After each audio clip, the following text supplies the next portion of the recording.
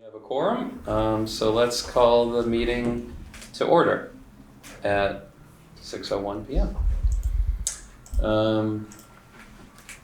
Okay, let's get right into the past meeting's minutes. Well, 2 meetings ago, because, well, I'll just skip the explainer and just go right for it. So the March 4th meeting's minutes, let's approve those if there's a motion, and then I'll take any comments or questions before we vote. Make a motion to approve the minutes of March. Thank you, Lindsay. Second. John seconds. Anything amiss in them, or any corrections, questions? Hearing none. All those in favor, please raise your hand. It's all 4 of us, okay. And then the April 1st minutes don't or shouldn't be voted on or approved because that was not an official meeting. We didn't have a quorum, but does anything in those minutes raise eyebrows for anyone? Any questions? No? And I assume not for Dan either, or not for myself. Okay, let's move on to announcements. Oh darn, yes, Sarah's not here yet. Sarah's not on yet. Well, we'll push that off. Oh, and then after announcements, I'll speak about the public comment period. I almost forgot. Well, maybe before announcements, because we're waiting for Sarah to give an announcement. So yeah, that'd be perfect. So we have a public comment period at the end, but the agenda can be moved, and if there's members of the public here who would like to comment, I see Ricky here, then we can move it sooner if you'd prefer. Yeah? Okay, so, we can give up to 5 or 10 minutes if there's some discussion, but we shouldn't have, I think with all, public comment periods, it's more just to hear and maybe ask some clarifying questions, but not to actually have like a substantive agenda item. If we so choose to have one, then we can do that at a future meeting. But yeah, please, Ricky, does Ricky need to come up to the mic or is, No. Okay. Thank you. Yeah. So about 2 years ago, I started asking for support with trying to offer funding to the municipality of Hinsdale, who are the property owners and managers of the Hinsdale to Brattleboro Greenway, which is where the old bridge is being closed to cars and becoming a pedestrian walk bridge by like the Whetstone Station and Amtrak. And so because there was a lot of overgrowth and poison ivy vines that people, including myself and others, were getting rashes from, and also my service dog was, and his dew claw also got ripped on a vine there, which was almost like $300 vet expenses to care for, and it was also just like extremely painful and traumatic recovery time for him. And so I struggled with getting, I understandably, the New Hampshire licensed herbicide contractors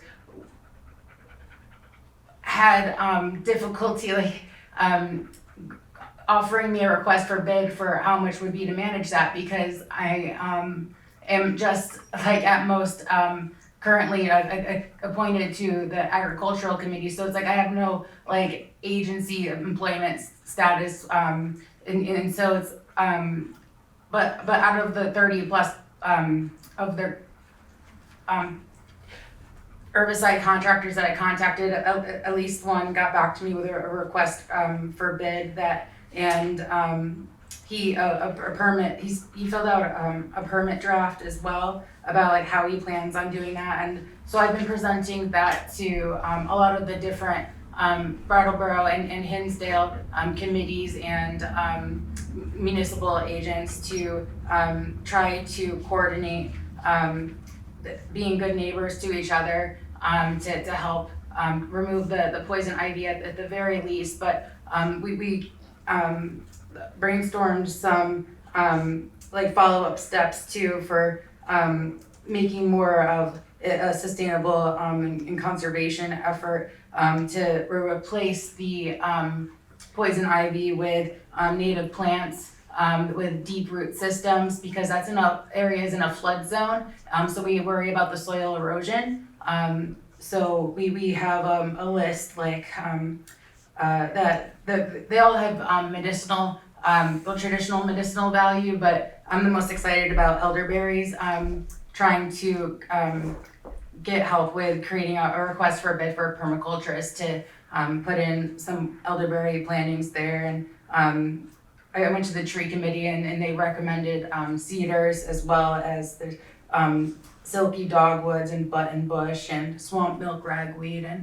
And there are a few other public accommodations that would make that area much safer and to both locals and tourists. Like, since the construction site has started, there has been rodent use there, which has consequently increased the tick population. We had a tick-borne illness too, where my dog couldn't walk for several days until we could see the vet. And thankfully the medication that they gave him allowed him to start walking again.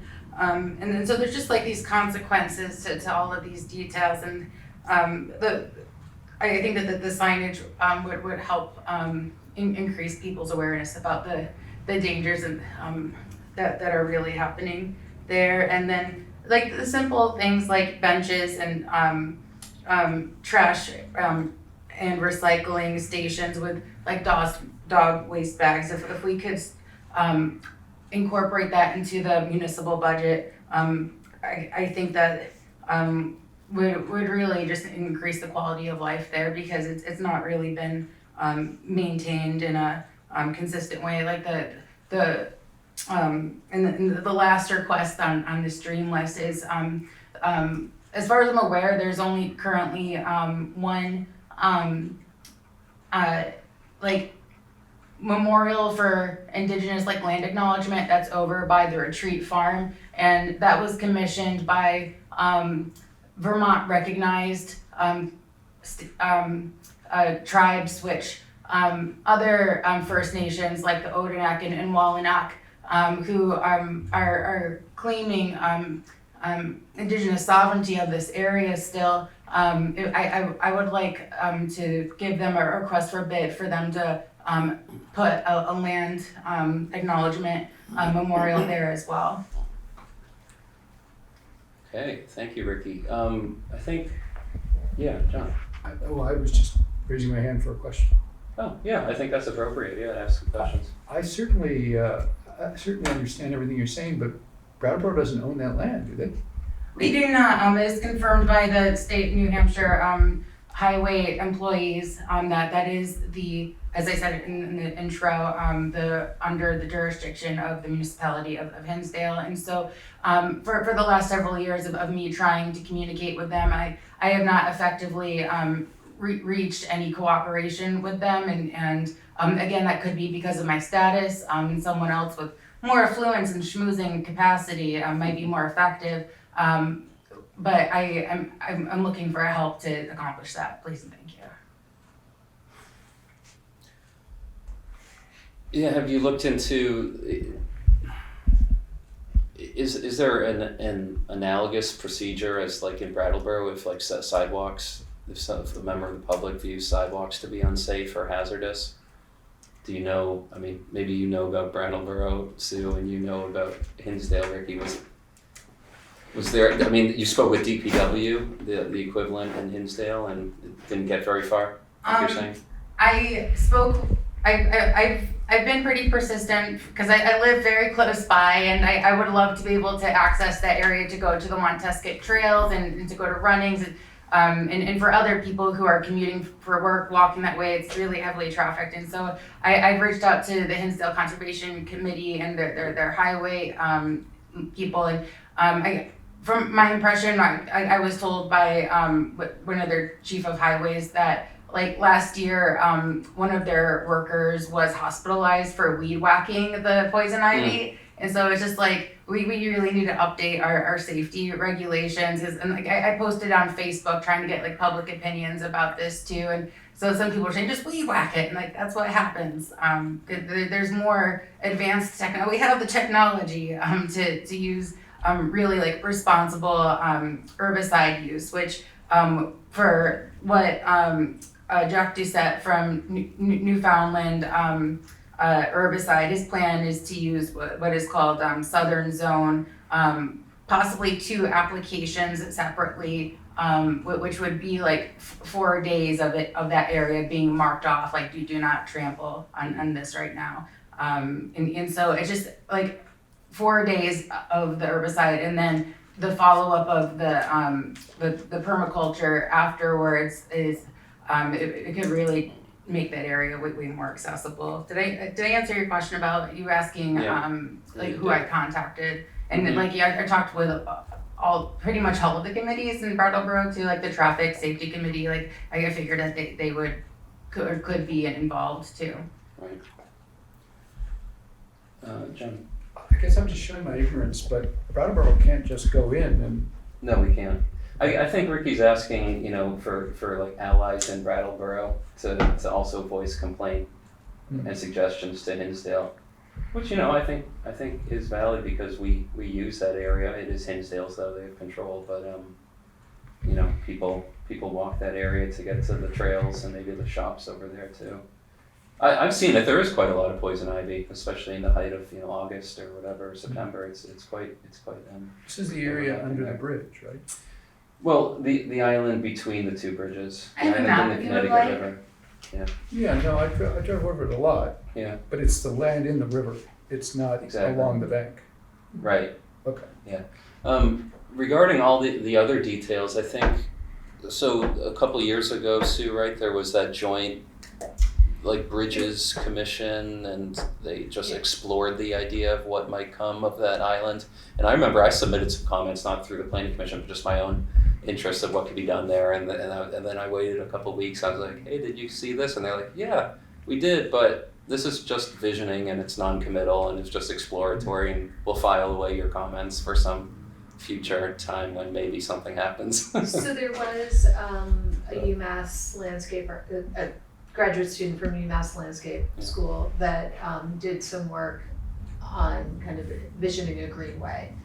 And that had people from both Hinsdale and Brattleboro and the regional commissions involved with it. Nothing has happened to it. I've had conversations with Hinsdale about it, and so I thought the land was owned by the state of New Hampshire, because every conversation I've had with town of Hinsdale staff, they say it's New Hampshire's and they're not touching it. New Hampshire is saying it's Hinsdale's. It's kind of this, it's in this, it seems to be up in an air. Nobody wants to claim ownership of it. I think the state would claim ownership of it if they could. I mean, I think like that's my interpretation of Hinsdale. Like I complained to, like they have like an ADA accommodations board as well that I complained to, and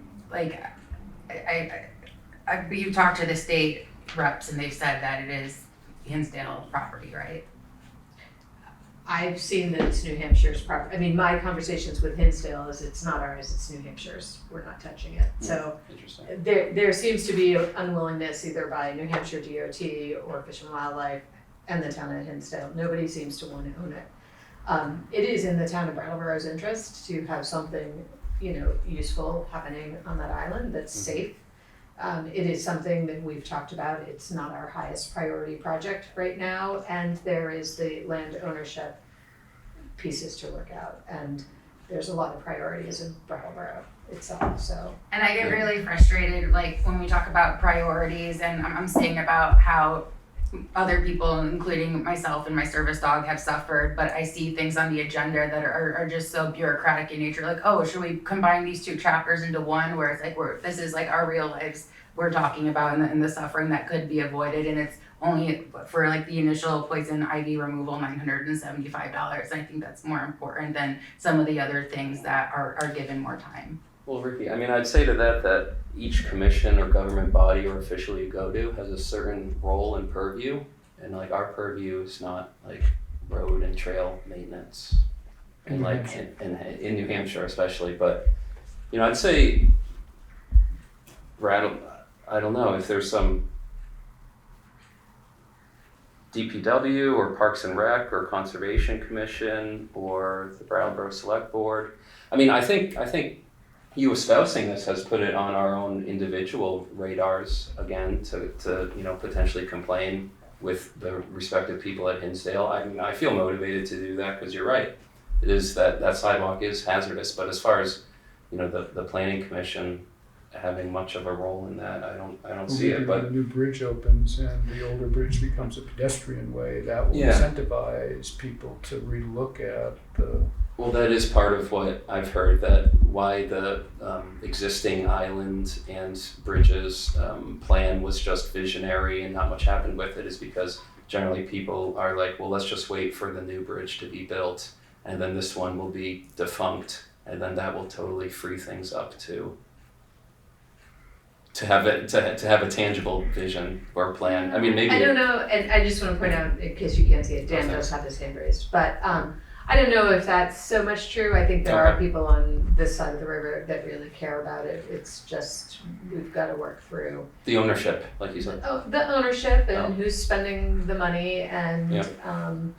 you know, exactly what becomes of those two bridges. We know that that they'll be rehabbed, but whether the state of New Hampshire still owns them or they give them away, there's a lot of pieces up in the air. I think we do care here in Brattleboro what happens on the island. We realize it's connected to our downtown. Mhm. We're not necessarily just waiting, but Okay. there's other things. Yeah, I we mean, need I to think work through. personally, I think it could be a very beautiful place, but I don't think, with all due respect, it's $975 to do that. I mean, that's a spray. Yeah, so get your own That's- request for bid to have competing bids. I'm sorry, I'm not disputing the fact that you're gonna bid for $975, I'm just saying it would take more than $975 to spray. You'd have to replant, you'd have to shepherd it for a while, obviously, until the native landscape grows in. You probably have to put trails. Dan. Yeah, I'm just wondering, since the UMass study or the partnership that was worked on before was accomplished, but no one ever seemed to have followed up on it. I'm wondering if that's something we could actually take a look at, given, I mean, not immediately, but just, Sue, if you could point us to it or put it on the shared drive or something like that, we could at least sort of start thinking about it. And it might address, you know, if there were landscaping involved or whatever partnership comes out of that, it might address some of these concerns. It wouldn't be immediate for sure. I can definitely share it, and I would also say that town staff has had conversations with different organizations to figure out who maybe could take over ownership of that land. One of them was the Silvio Conti Wildlife Refuge, and they're you know, they basically started with this is an interesting piece of land. If it didn't have the bridges, we would be interested.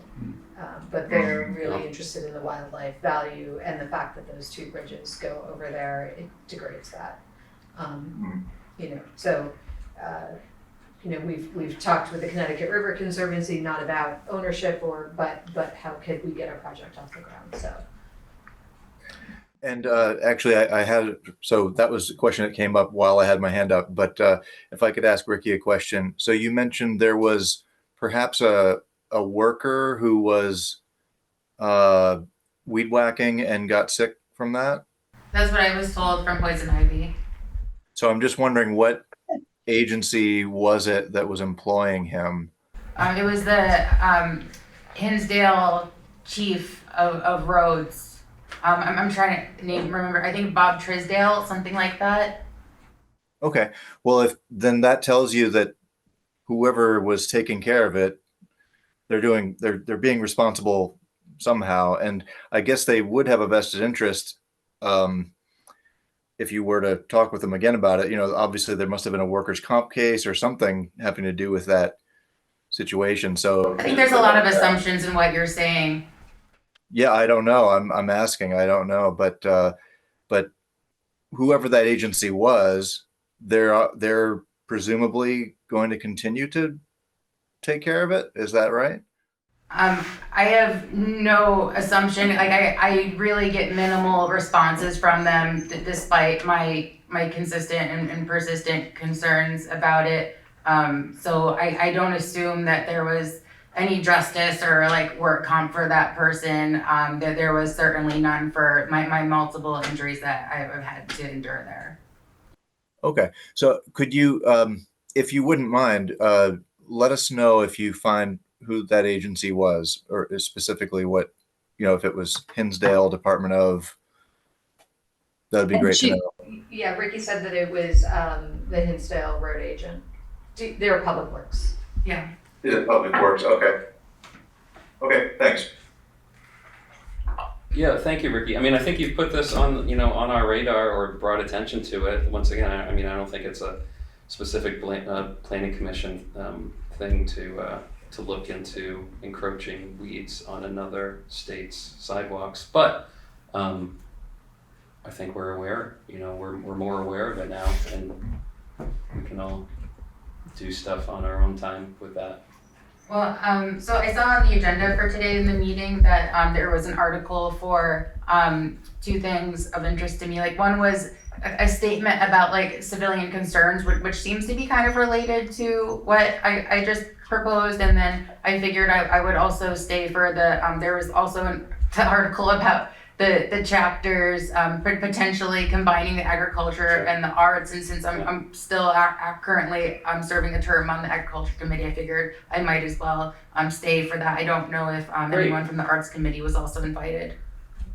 Yeah, you're absolutely welcome to stay for the whole meeting and comment on agenda items as they come up. Yeah, I'll make a point, actually. It was part of my presentation. I'll make a point to clarifying that, because it wasn't quite about combining the two committees. It I had said more the to do with chapters. The town plan. Well, we'll clarify that when we get to it. Seeing no other public, we'll move on to announcements. I have a couple. The Brattleboro town staff is going to host a committee fair. I guess this is to try, well, Sue and Steve, you're closer to this than me, maybe, or do you want me to summarize the email that I saw, or? Okay. I can do it. So in an attempt to drum up support for our committees and new members and just resident awareness, there's going to be a committee fair. Is it the 29th? Oh, sorry. So I have the dates. It's May 29th, Thank you. Wednesday, From 6 to 7 p.m. at the Central Fire Station. Yep. May 29, 6 to 7, Fire Station. What's that? Oh, I think it's going to be at the library, not the fire station. There was a change in venue due to accessibility. Yeah, so it's just a chance. It'd be great to have committee members there. If you want to attend, if not, staff will be there. It's just kind of a one-on-one conversation. You know, we might have a couple of our planning documents out, but yeah. Yeah, so John, Lindsay, Dan, or Sarah, who's not here yet, or myself, if we want to attend that and I'll look at my table and calendar. I'll be there. If I can represent make the it. planning commission, then we can. And the email also said, well, it said email Jessica Stickler with which ones will participate. I think that means, I don't think that means people, it means which commissions. Which will commissions. Okay, so planning commission will participate. I guess I'm deciding that because I'll be there at least. And they said that we're welcome to prep materials if we want, and the town manager's office can print it, but you said, Sue, that you have some planning docs in mind. Yeah. Yeah. So, but if commissioners have any other ideas, forward it to staff and get those on the table. The other thing is that, well, so the Wyndham Regional Commission's, what was it called? Basics of Land Use Planning. They held that a few days ago. I saw Sarah was on that, and so was I. And that was good, informative. rundown of planning in Vermont and all the players and roles. They're having kind of a, well, maybe it's not a follow-up, but it's they're calling it a planners roundtable for both planning staff and people on planning bodies like the commission and the DRB. So what they're going to do is do a presentation of the legislature's HOME, which is an acronym, ACT, and then just have an open discussion for people to discuss any sort of issues or challenges that they see. Lunch will be provided. Oh wait, where is it? I didn't write that down. It is May 16th, 12:30 to 2 at the Brooks Oh, that's at the Memorial library too. Community Room. Okay, May 16th, 12:30, library. Are there any other announcements? Those are the ones that I have. Okay, oh wow. Like mine. Okay, if Sarah joins, then we'll hear about that conference she went to. But okay, moving on to the citizen initiative submission process. I shared a memo, well, staff shared all the supporting docs, but I drafted a memo about this, and as I wrote in the very beginning, this is like a revision after John here drafted an idea, and then Sue gave some input, I did too, and then John gave some back and forth input, and then I drafted this. So if you all will remember, over the last few months, we've had 2 or 3 different citizen initiatives, the bicycling one and the garage bay doors facing front for the auto service, and maybe there was a third. And rightfully so, maybe our process could be more efficient. So that's the impetus for this. I won't run through the memo except to say that the text is in the middle there, and definitely welcoming any questions, discussion, editing it as we see fit. There's some discussion prompts at the bottom, and I personally hope that we adopt some form of this that we're all happy with. But I think I'll pass it over to John because you started us off on this. Yeah, so the initial idea was to make the process faster, which would be more appealing, obviously, to both the citizens and to the Planning Commission, and then also to set expectation properly for the citizens creating the initiative so they weren't disappointed because they had to keep coming back in because the Planning Commission had its endless set of questions. We would just sort of clarify what the requirements were for submitting a citizens initiative, and while doing that, try to keep it as simple as possible so that we didn't overload people with bureaucracy. And it's really, from my perspective, very simple. It just says, if you have a citizens initiative, go work with planning staff before you bring it to the Planning Commission. And what we want to see, if you can't agree, we would obviously prefer to see a joint recommendation come from staff and from the citizen group. But if you can't, we at least want to see the 2 recommendations come at the same time to the Planning Commission so that we can compare them, rather than go through the iterative process, which I've been personally part of one time. Mm-hmm. Now, being an engineer in my background, I added a bit about the importance of adding data, but I want to be really clear that not everybody can understand, analysis, if you will.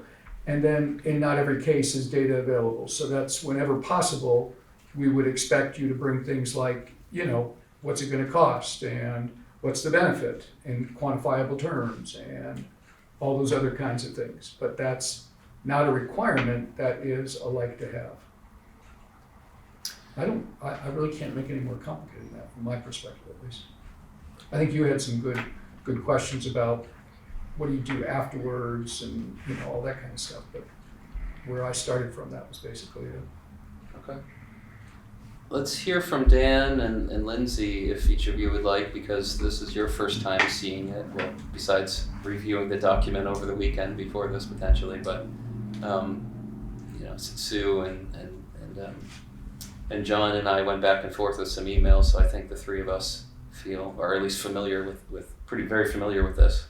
But what do you two think?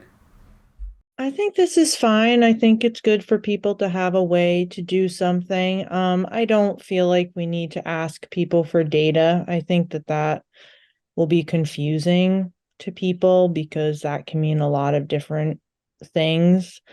And maybe that's something that comes out of their discussion with staff, but doesn't necessarily need to be something that is asked for upfront. I would, as to your discussion prompts, one of your ones was, should this submission process live on the Planning Commission's web page? I don't see any reason why we wouldn't make it accessible to people so that they can go there and find out how to do something. I wouldn't bother providing an example because my experience with people is they don't really read and understand examples a lot of the time anyway. So I think it's probably just as well to just let people give it a shot and hand something in, and at least that gets the process started. Yeah, thanks for addressing some of the prompts there. That's helpful. Dan, can we hear from you? And Sure. I'll just say real briefly, I think anything that can elicit more input from the public is, a good thing, more transparency for the sake of putting it out there. I don't know if we have any presence. Essentially, what you're trying to do is create a loop or a communication loop. And I don't know if we have any, let's say, social media aspirations for doing that, but I guess I'd like to just say that it sounds more like what you're thinking about is having a communication loop that's direct to the planning department or the planning commission members. I think I understand your question like 80%. I think it doesn't necessarily, discourage people from contacting commissioners directly. It's just saying that we prefer if you have, I hope it also doesn't discourage people from just coming to the public comment period with like little, brief ideas just to pitch something. I don't know if maybe that should be specified, but I in my mind, what it's addressing is, is if, kind of more like full-fledged ideas, like a concrete change to the amendments or like a Proposals. proposals. Pitching an idea is one thing. Yeah, Creating a formal proposal that you want to vote on is something else. right. And then running it by staff. Most things go through staff anyway, or almost always when a member of the public is interested in getting on the planning commission meeting or has a question about the planning commission, they go to staff because that's the contact on the website.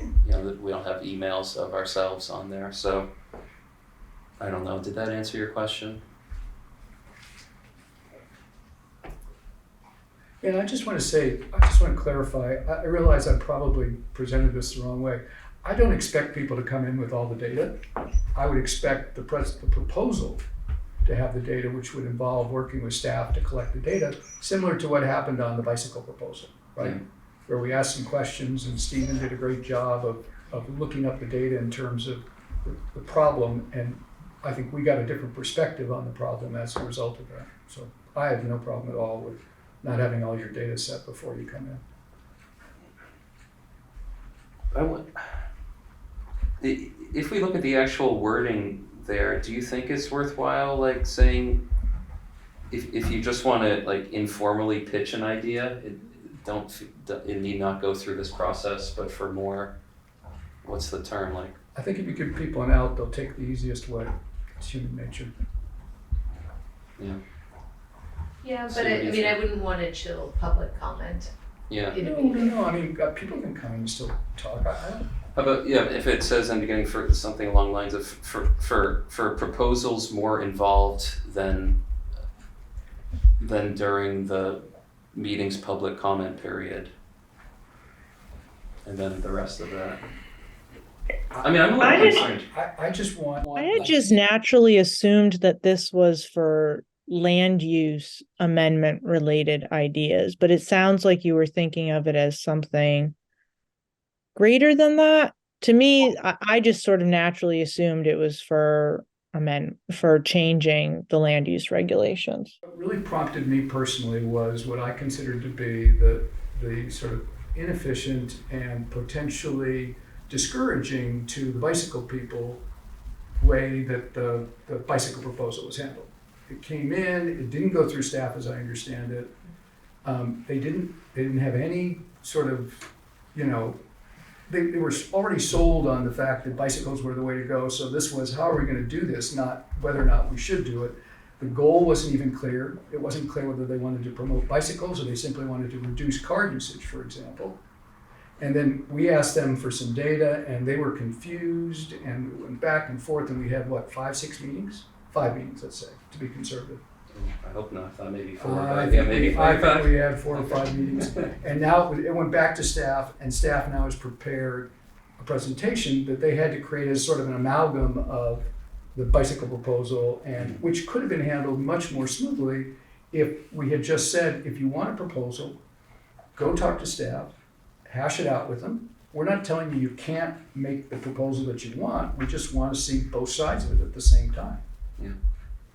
Yeah, so Lindsay, it could be, I mean, the way when John and Sue and I were emailing, we seemed to all agree that this could be more than the land use regs. It could be for a, for applying for a grant or just taking on some other project within the Planning Commission's purview.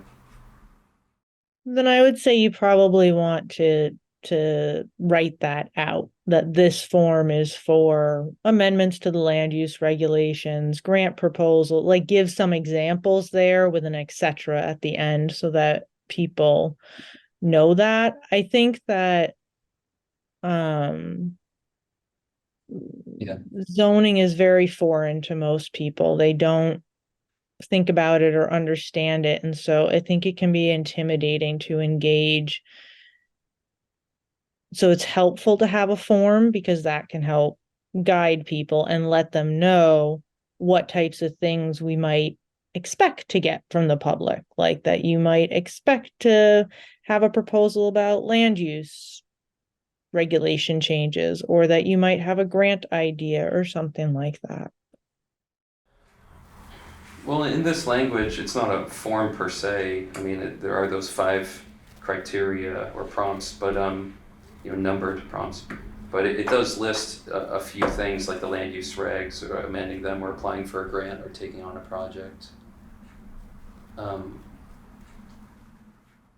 Okay, I read that. I didn't realize that was going to be part of your form. And then the other part I would say is that I would suggest that if you do decide to do this, okay, yeah, I see. So it's between the dotted lines. That it be a Google form or something else Yeah, that's filled. Yeah, well, we could do a fillable form. Okay. Yeah. Right. Staff will have something based off that what you put on our own webpage. That then, basically what's here. However, staff feels like they want to communicate it to the public that's reaching out. Sure. You can do it, but just quickly, and I see Ricky too, but I'll hear from Sue. But first, Lindsay, did I get confirmation from you that you think it's worthwhile seeing like a, not like, or maybe you didn't say this at all, but would it be valuable to distinguish that we don't want to like be putting a barrier to just informal, casual public comment? Well, I'm not really concerned about that, but I don't think it would hurt to put a line in that says, we would love for you to fill out this form. It helps us get the process going, keep things organized. But if you can't, then you're also welcome to come to a meeting and bring up the idea during the public comment period. Yeah. And, but I don't think that we can. I mean, people have the right to come to the public comment period. Sure. And so We'll see. I'd rather have them come to the public comment period and then write a letter to the editor and say, I'm so annoyed. I went on the website and they told me I had to do that. I don't want to do that. So that's Yeah. what I'm thinking in my head. So if we move forward with this, and I know there's still Dan and Ricky, but I think, well, we can hear from John too and Dan about this point, but Sue, will you add something that just Yeah. doesn't Maybe discourage just people invite from it, just it's- showing up and talking, even if they don't feel Yeah, like we can doing do any so. legwork? Okay. Did you want to? Yeah, I had, and I don't know what to replace it with, but I was talking with a colleague today about the word citizen, and I think that using it here, we're meaning it in a broad way, not assigning somebody's, is it naturalization, Yeah. to it. But we are a community, there are immigrants here, and I wonder if there's a different word that's. Yeah, I couldn't think of another word. I'm not sure what it is. Resident. Well, Resident, public initiated residents. the non-residents could comment too, right? And propose something. Isn't everybody resident? A resident of somewhere, People. people, person, I think public initiative. submission. Oh, I guess so. I don't know. Just want to be open to all our new community members. Yeah, absolutely. I do too. I thought about this myself and I couldn't think of another word. See, this is not my area of expertise. I'll let you Yeah. guys wordsmith this. I don't know. Try to come up with something. Yeah, Ricky, you've had your hand up for a while. But I was listening the whole time, and I just am observing a contradiction between people, what they say are their intentions and what practices have been occurring with. At one point I heard Tom say at the meeting that like he didn't want to discourage people from contacting individual commission members, but then also recognize that there is no individual contact information for the committee members. And that's the pattern of most committees. And so what occurs for me, and I think that is like when I do contact the staff members, I'm often never responded to, and so like I would rather not come into the meetings. I'm only here out of necessity because I do consider accessing that trail a necessity and safely, and so like there is just when you say like you want to have like more accessibility, just the communication alone, like how that you have a article for the arts committee, their concerns, but like from my understanding, none of the arts committee members were notified about it and invited to the meeting either. So I just don't really see your process as being inclusive, and it's like I could and I have tried to write like to the media about like these concerns too, and just like from my like 6 years of living here, just like that continual pattern happening through most of my experiences with people involved with government here, and like Brattleboro is probably the best place to rant and rave about that because of the censorship and the other media, but I wish you guys luck with changing that. Okay. I guess if someone reaches out to planning staff with something related to the planning commission's purview and staff doesn't get it to us, then I absolutely want that person to show up to our meetings and make it known to us about things that staff didn't forward that's within the planning commission's purview. So far I haven't heard of a single one of those occurring yet. And the other I just thing, told you that's occurred for 6 years. but show me, if you could show me, forward me an example after the meeting. I've already used 6 years worth of examples. About the poison ivy? Well, no, but for other examples. Planning commission stuff. You've been on the planning commission for about that time, but if not this commission, then a different commission. It's a consistent pattern throughout the whole To go to government. a planning commission, conservation commission, it goes to. Yeah, so I think you may be talking about other committees. I think we would welcome a FOIA request to prove that that's how we operate as well. And then John, you made a table about contacting various town committees and such about, for the town, for our consideration of revising the town plan or reviewing it. Mhm. Was the Arts Committee in that? Of course, It was. I'm meeting with her tomorrow. Great. In fact, if we can hold off Right, for the until town the plan topic. presentation, I will explain, I think, what Ricky is talking about. Okay. The member of the public initiative submission process. Dan. Yes, I guess this is a question for John, but I also think we should all consider this in the in the questions or the discussion prompts you have there. Huh? I believe did John or maybe Tom, you put those together? Sound good.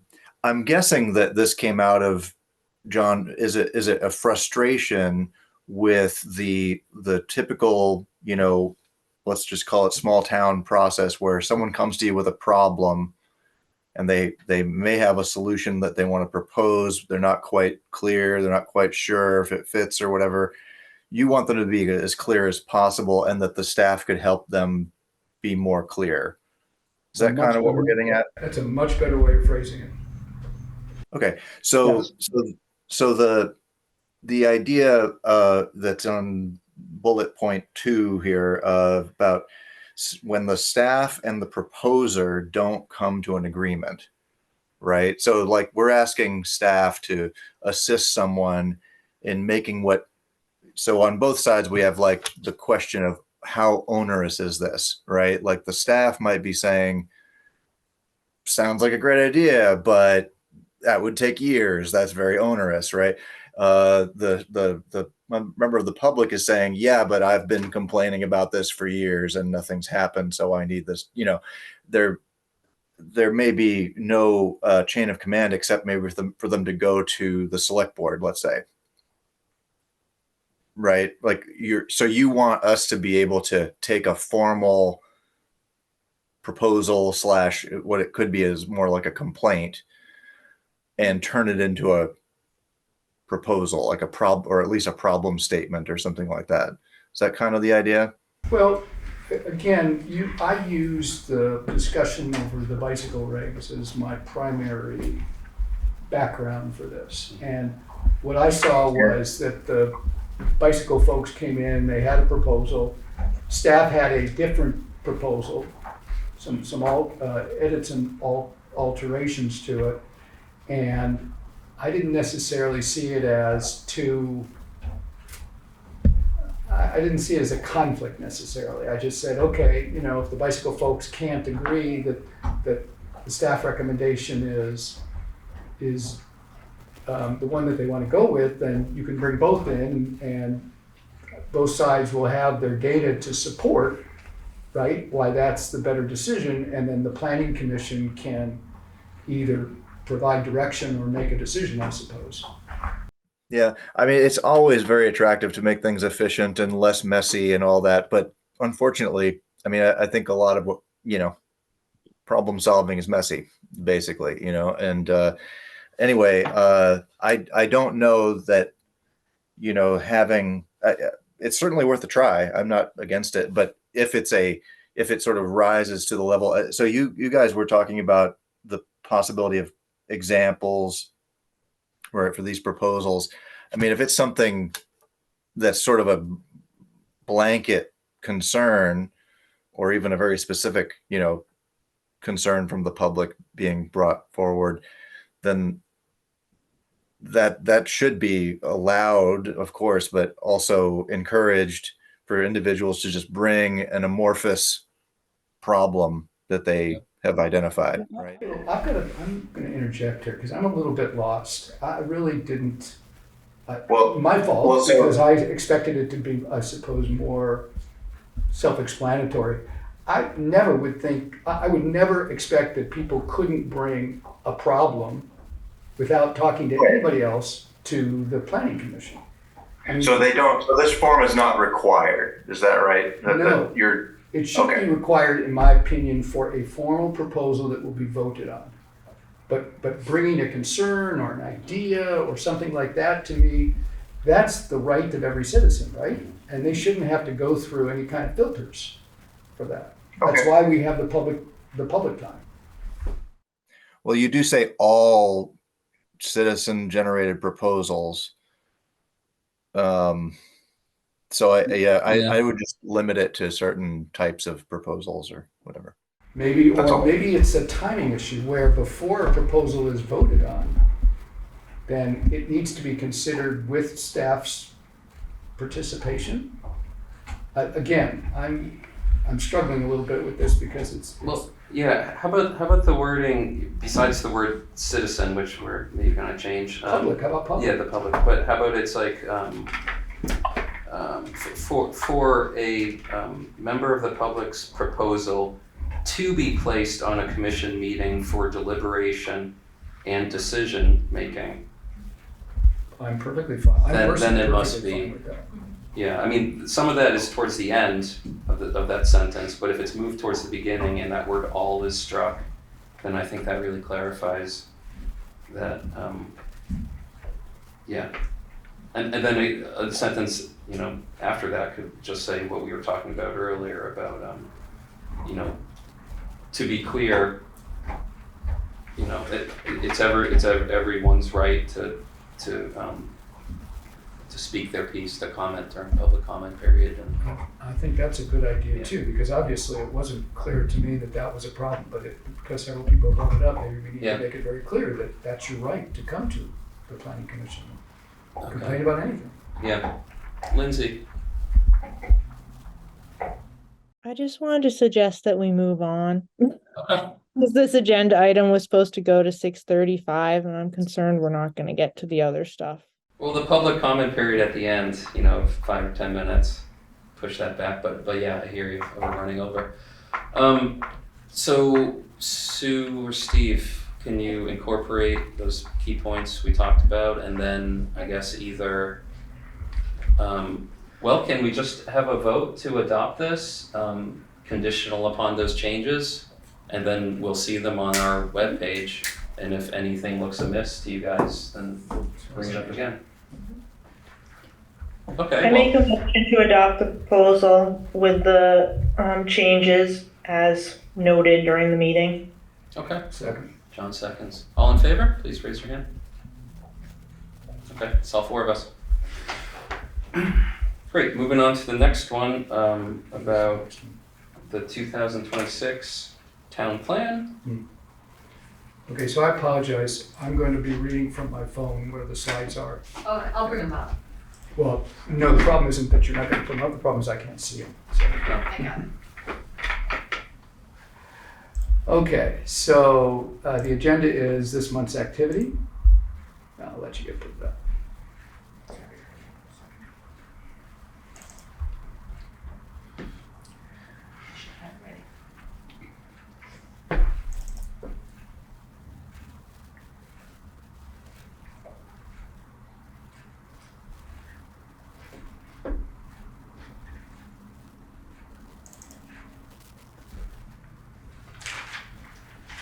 Excellent. I'll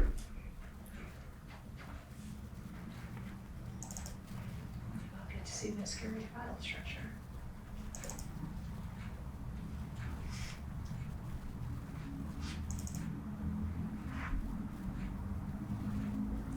I think the S drive is pretty well organized. Thank you.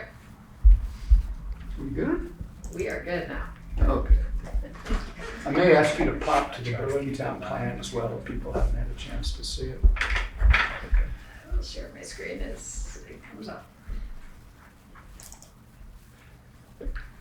Just So just briefly until it loads and John starts, this is our once every 8-year required by state law, or more frequently, review and revision of the town plan. I kind of forgot, is this 8 or 13 years? 8. 8, okay. So it's good to start a year and a half or two in advance of the deadline. So we're beginning now, and John is the commissioner who's taking point on starting us or guiding us through that process. Okay, with let's staff. go to the agenda.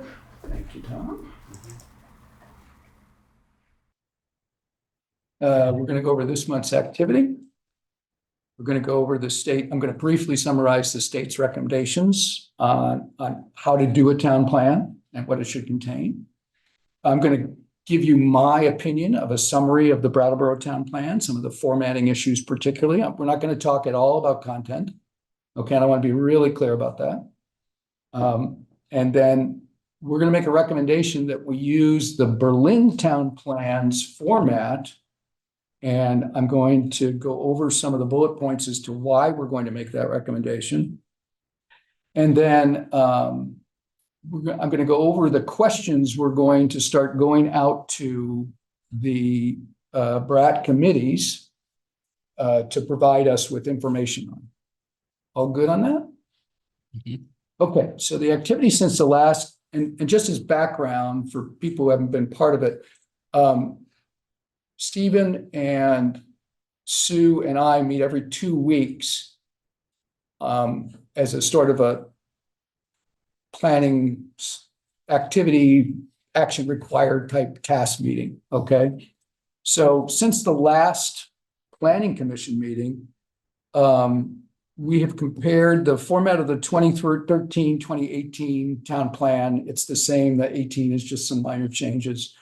It was compared to the Berlin town plan, which was recommended to us. And the team, as I said, has a recommendation on which way to go. Steve has documented the data in the 2013 town plan as has recommendations on what to update and what to remove. And then finally, the team discussed the information we wanted from the BRAT committees, and we've made initial contact with them. And I want to be really clear, while we're starting with the BRAT committees, the process, which we can go back over if you want, is that we'll obviously include everybody. So the committees, we're going to include key stakeholders as corporate entities that are key stakeholders, and obviously the public as well. So nobody's being excluded. We're just starting out with the BRAT committees first. Okay. Any questions on this? Okay, so the state has some requirements and recommendations. First, the state specifies the 12 elements, which really turn into chapters in most cases, are required in a town plan. For example, economic development, land use. There are 14 state planning goals. And I think we put the link in here, haven't we, in case you want to go to it? I thought it might be in. Yeah, I think we put the link in it, but certainly we can provide you the link if you want to look at it yourself. And then a 5-step development process is recommended: community assessment, shared vision, goals and objectives, map of the future, make it happen. Pretty much standard strategic plan. And I've done a lot of strategic planning, very much strategic planning, standard strategic planning stuff. Okay. So then we started with looking at the BRAT and the Berlin town plan. Do you want to pop to the Berlin town plan real quickly? And let's just take a quick look at it, just in case people haven't.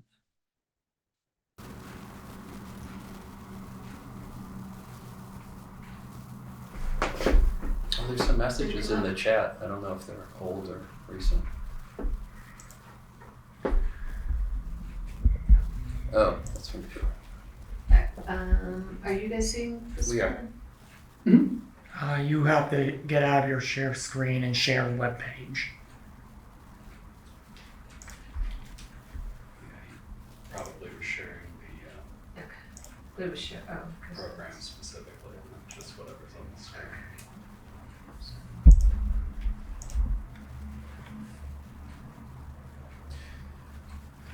Were plenty of other town plans looked at? How do you guys find Berlin? And No, we found Berlin because it was recommended to us. And the initial thought was we're going to review all these town plan formats. And quite honestly, and I'll speak for myself personally.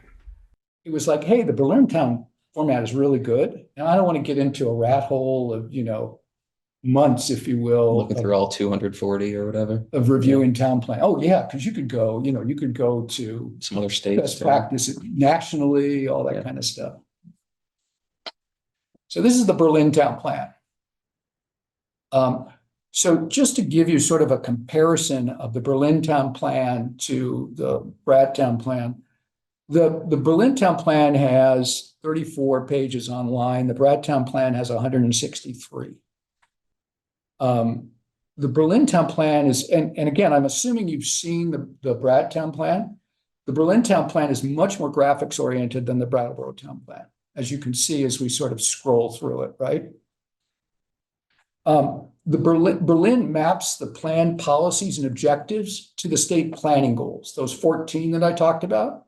I couldn't find, it wasn't clear to me that Brad does that at all.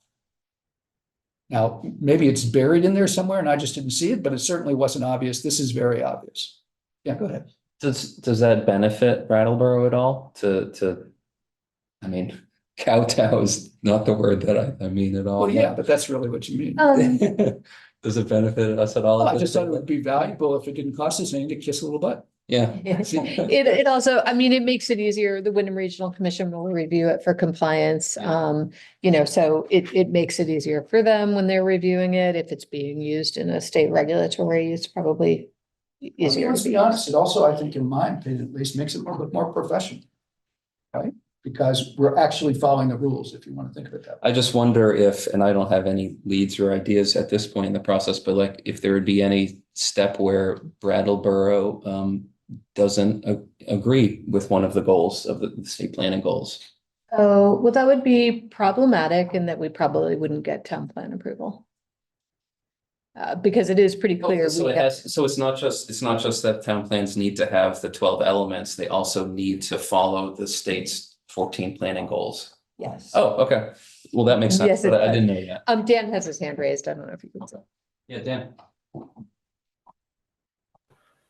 Far be it from me to be the pronunciation police, but I think we might want to, since this is a public thing, I think the town of Berlin prefers Berlin. That's just my comment. I thought it was worth saying. It's pronounced Berlin with the accent on the first syllable? I think so. Okay, good. Yeah. Thank you. I'm not trying to, I just think if we're going to keep repeating it, appreciate it. No, that's great. My buddy from Vermont still teases me about not being able to pronounce Montpellier. And you mentioned the number of pages. Are these pages though 8.5 and 11? 8.5 by 11? Yeah. They seem, oh, they are? Yeah. Okay. It's just a digital. Okay. Okay, so then the Berlin elements match the state sequence. Brett, for whatever reason, doesn't. I'll explain this in a minute. It has actually extra elements, chapters, but even the chapters that match don't match the same sequence. Yeah, and that was a choice to not match the sequence. It was kind of strategic into what the town plan advisory group or scoping group that started it felt was energy was number one. Yeah. So no comment. So if you notice, Berlin uses multiple columns. Uses multiple columns, which is a convention I see a lot today in content on websites to accent important points, to add data in the relevant areas, which I personally like. Berlin also has current assessment, which is a state recommended inclusion, clearly identified at the beginning of each element. In other words, the chapter starts with the current assessment.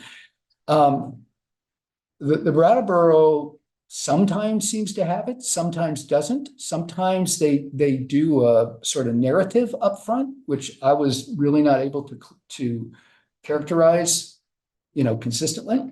As a current assessment, yeah. Kind of, yeah, but more wordy than here's the numbers, if you will. Mm-hmm.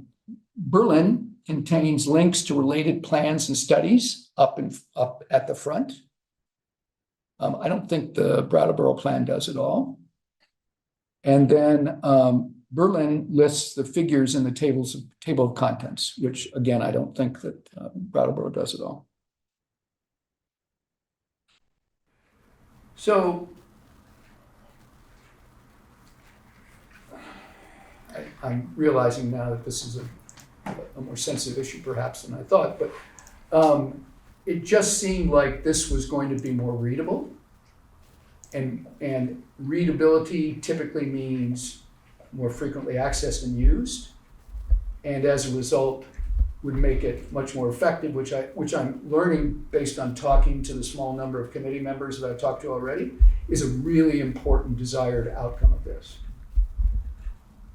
As some of the feedback on the town plan was, and I'm exaggerating here to make my point, what town plan? Mm-hmm. So the goal should be that the town plan becomes a very important document that's used in the strategic planning and helps guide town activities. So I've got more, but I thought we could stop and discuss the town plan formats. And again, not content, formats. Did you guys do a word count comparison? I did not. Because those pages, those Berlin town plan pages look like they have a lot I more did on not them do than. I guarantee that, but I guarantee that the Brattleboro town plan is longer. Longer. It's Yeah, I mean, 64 pages. I know, When you read through it, it's clear that it's just wordy. I mean, Yeah. there's really no other, it's a qualitative measurement, but it's just really wordy.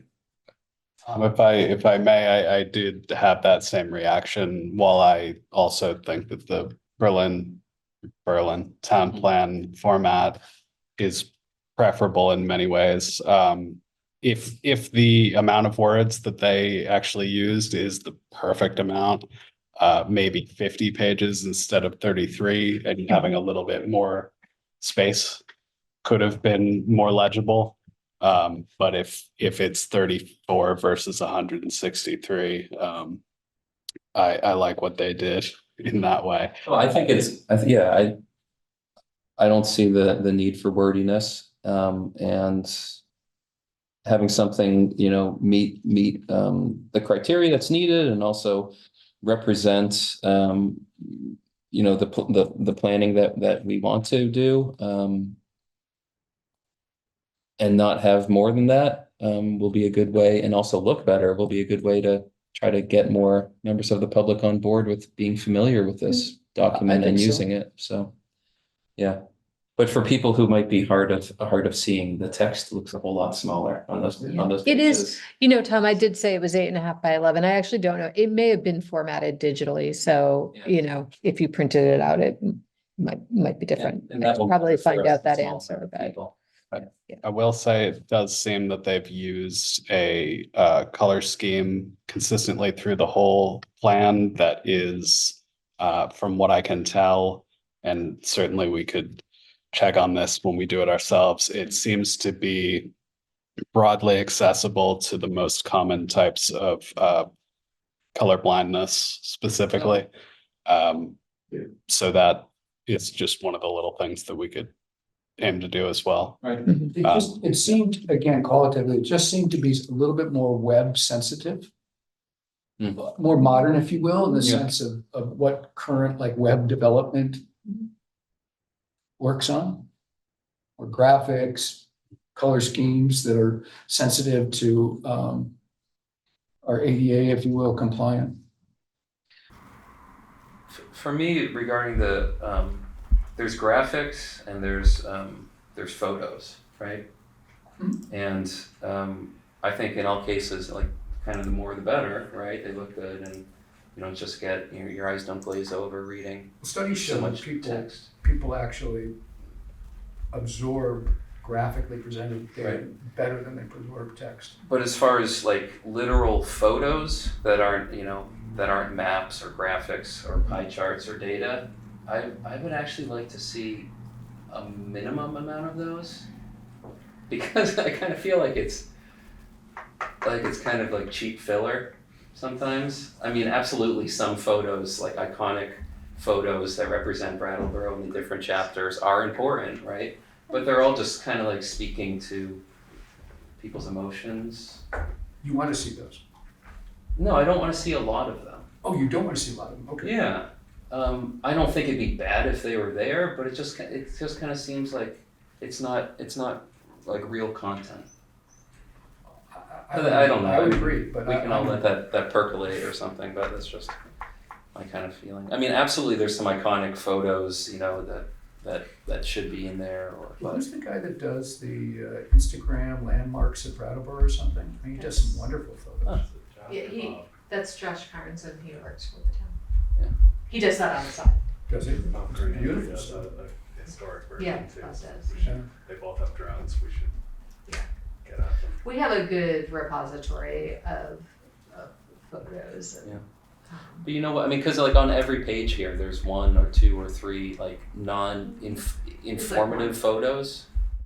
Okay, maybe 1 non-informative photo, and that's if there's some psychology or something that conclusively states that really draws people in and keeps them reading the document, then great. But I mean, like for example, that photo of that means something to them, but to me, reading that's just taking up space on the page that could make the text bigger. Now, the informative graphic stuff, that should stay, in my opinion. Berlin, Pretty much. yeah. I just think, this is kind of note-taking time, so we Yeah. can take a note that's Yeah, we're not cut out making a on the- decision on cut it. down the, non-informative Like this photos, if you photo? will. What other comments? Yeah, Lindsay, Dan, do you have any comments? No, I don't have any comments. Quick question. I saw in one of the slides, not the Berlin town plan, something to do with proposing that every commission do a SWOT analysis. Oh, let me clarify that, because that's gonna freak people out. let me bring that Can we- slide up. Can we get to that? Yeah, we will. Okay. Dan, we'll get to that, but just still on the Berlin town plan. Okay, sorry, I got ahead. I saw the slide. I guess we. No, I think that's a perfectly valid comment. We'll Yeah. definitely get to it. Okay. Sure. If there's 12 state required elements, but there's not 12 chapters in the Berlin town plan, can you explain that a little bit? Do they fold some No, of them because I into didn't the- call them and check that. Yeah. Mostly because, quite honestly, we have 14, Yeah. so we won't have a problem with not having enough. We'll have to decide if those 2 that are not Okay. aligned should be included or combined. But it's a good question. It's a great question. That's it for me with the Berlin town plan. And I think everyone else too. And you want to move on to the next? Well, let's finish with the 14 versus 12, because that was another issue that we wanted to bring up. Okay. So the 12, there's 14 chapters in the Brattleboro town plan. There's 12 state elements, bless you. There were 2 chapters that didn't align directly with state elements. One was arts and something else, but arts. And then the second. Culture. Thank you very much. And then the second was agriculture. Now, our recommendation, or I'll say it me personally, because I'm not quite clear we ever did it, but our clear recommendation is arts and culture, because it's part of the Brattleboro identity, should be its own chapter, right? It's a very important issue to Brattleboro. It's one of the things that we consider ourselves to be very important and special in. The agriculture one, personally, I was ambivalent about. You guys, do you have a feeling either way? I think agriculture is important to be a topic in the town plan. It is a land use, so it could be within the land use chapter. I can go either way. Yeah. Back in That would be 20, exactly when we my did this opinion. town plan, like it felt important, because a lot of town plans weren't acknowledging agriculture. So it could be land use, it could be economic development. I mean, where do you want to situate it? I think it needs to be addressed in the town plan. That it's a separate chapter, I'm not wedded to that. Yeah, that's a great point to bring up. Everybody thinks it should be included, but whether it's included as a separate chapter or simply added to land use, again, I think we're all sort of ambivalent about.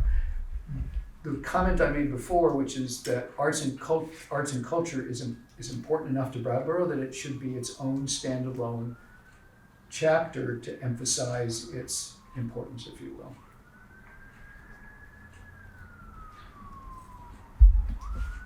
Yeah, let's hear from Ricky. So I'm on the agricultural committee and I just don't understand the bureaucracy of dividing the importance of committees by chapters, really, because like, you know, without farms, there's no food. And like, I'm not saying like, we have a lot of local food in Brattleboro, we could always do more, and then that's what I think that agriculture committee could try to intentionally try to support and do more of. And so I don't see why that bureaucracy of prioritizing like what is more important by chapter is really like even like an article. Why is that so worthwhile? Just to be clear, by the way, there is no active agriculture committee at this point. No, that's not true. It is true, there's one member and therefore there's not a quorum, so they can't meet. Ricky is a member of the agricultural advisory. And I Sorry. have been actively trying to carry that intention during my term as well, and having activities that I do in support of that. I apologize, I'll rephrase that. There is no group with a quorum. But again, the information will be included regardless, because it's important to include it. And again, I don't think we really care. If the group wants to make it its own chapter because of emphasis, that's fine. If they don't and want to include it in land use, that's fine too, from my perspective, certainly. Oh, Lindsay. I would leave it as its own chapter. I think it was its own chapter in the last one, and unless there's a really good reason to make it not its own, I think we've kind of set the path going Okay. forward until that changes. So that would be my suggestion. I'm certainly okay with that. Yeah, yeah, Lindsay, I found that convincing.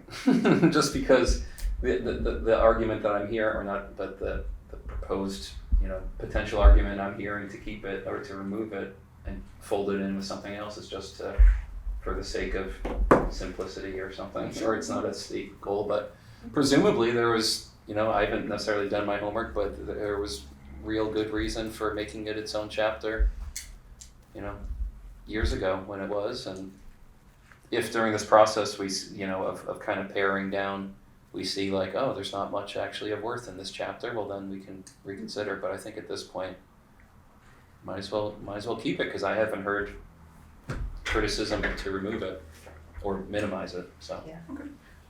I wanted to just circle back when you were talking about I'm not going to say it right, the Berlin town plan, and you were questioning why there weren't chapters that matched each element. Yeah. So land use includes two elements, existing and a future land use. So those were in the land use chapter. And then I think in that plan, there is a required, you have to address education or something like that. And that is in the utilities and facilities chapter, where in the Brattleboro town plan, that's a standalone chapter. okay. So, and also these chapter organization it's an organizing method. You could also do it in lots of different ways, but it keeps it organized. Okay.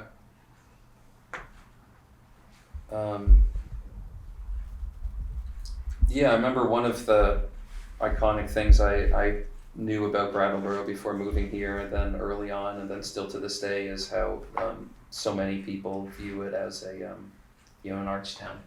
Yeah. So, personally, I'm not much in the arts myself, but I was in a play a few years ago. But besides that, and I'm not even a huge connoisseur, but I volunteer at Gallery Walk. But anyway, I hear what the public says and how Brattleboro is labeled, and it seems like a very important thing for Brattleboro. And again, the content would be there regardless. Right. It's just it's going to be important, in our opinion, to a lot of people to emphasize it with its own chapter, right? But then once again, from my perspective at least, if during our kind of making this document more concise process, we see like, oh, this isn't really worthwhile enough or filled out enough to be like a chapter comparable to the others, then I'll be open to folding it into another one. But at this point, I like leaving it. Okay, so it sounds like I don't really think we need a vote per se, but it sounds like it's okay to go with Berlin. It sounds like add the 2 chapters, keep the chapter structure the way it is in terms of the 14 chapters. Did I read the room right? Well, it may not be 14 chapters because maybe we'll fold together Sorry, existing for with now, keep the, Keep them as, yeah. okay. keep art and culture as its own thing and agriculture. I mean, I wanted to remain flexible because as we Sure. work with the material, like, Right. yeah, so I think it Perfect. seems like we're all on the same page in that direction at this point. I think Okay, so too. so now on to the last piece of it, which is what we asked the Brattleboro committees to provide. So we reached out to, do you remember how many? 10 committees? No, it can't be that many. 7? I didn't receive anything. I'm so sorry, Ricky, but again, I reached out to Steve Dodson. Yeah, it did go to the staff member. It's a challenge, Ricky, not having a quorum of the Agricultural Advisory Committee. It just is. You cannot make decisions for a committee as one person. I'm not asking to, I am asking to be involved with committee-related communications. Okay, we'll make sure you get it. Thanks. I'll be at the committee fair. Great. I will let Stephen know. So we reached out to either staff or the committee chair. And I apologize, we're not going to carry this SWAT thing on, okay? That's my dorkiness, for want of a better word. We're going to turn it into English. But the 3 major topics we want to discuss with them are, how does your committee use the town plan? And this is where we're starting to find out that most of the committees don't actually use the town plan. And then relative to your community's, to your committee's responsibilities, Brattleboro currently is doing how well? What's the strengths? What's the weaknesses? What are the opportunities? Probably not going to use threats. We're going to use whatever. We'll use something else. Sorry for that. And then finally, what is your, independent of the town plan, what is your committee's plan for the next planning period? In other words, starting in the 2026 timeframe, or as far as you want to think ahead. And of course, that is so that we can start to align the committee's individual work with the overall town plan process.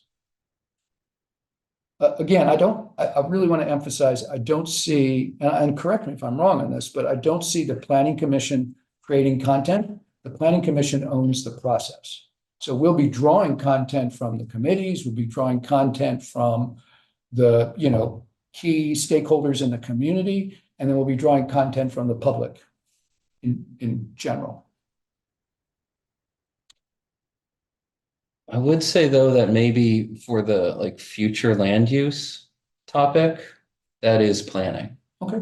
So maybe besides that one, I mean, that one seems very much like our purview, but the others. That's a great others. point. Dan. Yeah, I guess what John's getting at is to what extent, and this is a question for the staff, I guess, and maybe we can all chime in on this, but to what extent is the town plan a strategic plan? And I think if you're trying to get at the question of how engaged our community or our committee members who are from the community in the strategy, let's say, how engaged are the committees involved in the strategy, let's say, of the town? That's a really different question than how involved or how much do they use the town plan perhaps as a strategy tool. I think what you're trying to get at is that they should be using the town plan to guide and to push them forward, right? Well, so when you look at the states, to go back to the states' recommendations, and I don't want to use their words, but they're really looking for the town plan to contain goals and then policies and then tactics to achieve that. So the strategic plan is the entire plan that takes the strategic goals all the way down to the tactics, right? Now, I don't know, because I don't have the background with the town, how much work the committee does on developing the strategic goals. We develop them. And that's where, I guess that's where I see we're getting input from the committees very early on so that, we can use what they give us, what we get from the public to kind of create those. Yeah, and I'll be frank with you. I mean, maybe we can drive them a little bit to start thinking strategically and say, okay, here, the standard strategic planning process is you start with your strategies, your goals, right? And then you drill down to the detail. And maybe we can start to encourage them to do that process if they're not doing it today in their own committees. Using the town plan as, a motivation, if you will, as an incentive. Mhm. Dan, I'm sorry, I kind of riffed on my own there. Did I answer your question? Well, I guess to be specific to Sue, could you comment on maybe your perception of is the perception, let's say, among town departments, that the town plan is a strategic plan? Well, within town departments, I think it depends. I do think, from the town manager's office, it is one of the strategic plans. Okay, so it's one of I think other departments probably have things flying at them left and right, and aren't, so not everything is captured in the town plan. Right. So to put it another way, or another phrase that we might use, is the town plan, on the other hand, a visioning document, right? Or is it Both. Yeah, it's both. But is it more, I guess what John seems to be getting at, though, is the utility of the document, right? How useful is it for people? How much does it guide committees? And to me, it almost seems like a snapshot, maybe wishful thinking snapshots at a certain given time that can be referred back to. But I'm not so sure, and that's why I'm asking, I'm not so sure how much of a strategic planning document it is. Yeah, I don't think it's been incredibly effective as a strategic document, probably with the exception of the planning department, because we have accomplished a lot in it, because we wrote it, we knew what was in there, and we were working with it intimately. We've tried to encourage the committees, a lot of the committees that we staff to kind of look at it, but there's other committees that we don't. So, I think that the areas that we had our hands in, yeah, it provided a lot of guidance. It's hard. It is a vision document, but it's also a strategic plan, and we want to make it more of a strategic plan. So that's why I think it's important to have the boards and committees kind of involved in the creation of that more this time. In town departments too, Mhm. in time. Wait, are they being queried in this round, or it's just No. volunteer committees? Not in this round. That's a great question, because again, I think it's my ignorance. I assume that the committees and departments are somewhat aligned. Not always. Okay, well then we'll have to add that on. That's a great point. Yeah, if I may add, or to comment on what Sue said about the usage of the document in different departments, just as I was saying, it's a sort of a snapshot to look back at of what the plan was during that year or whatever. I think it can be very instructive to look back at a document like that, whether you've failed or succeeded. It can help you with saying, aha, here's what happened since then, and this is why that plan didn't work out, right? It's very different from, you're not tweaking one thing or two, or, connected things to improve, let's say, like as if it were a business. You're looking back and saying, this is why, or this is what happened, and this is why we thought this should happen, but it didn't happen. Maybe we failed in something, right? So, and I don't know what the state anyway, I don't want to get into it too much, but the reaction to the document, I don't think is that it should be a useful document. And I think I would like to talk to Berlin about, Berlin, I should say, about, how useful they have found it, what the utility of it is that they've found. So And they may not have a great, just because it looks great doesn't mean everyone's using it. Of course. But Sue, I don't understand why, if it's a snapshot, we updated it in 2015 and 2018. It's not a snapshot, though. It is a vision, kind of. So It's a let me vision ask you- at a given time. I'm not saying it's what we thought we should do Yeah. at this time, right? That's all. So let me ask a question though. Maybe it has to be clear for me as well, if I'm leading the process, that my understanding was that there's a difference between what it should be and what it actually is for Brattleboro.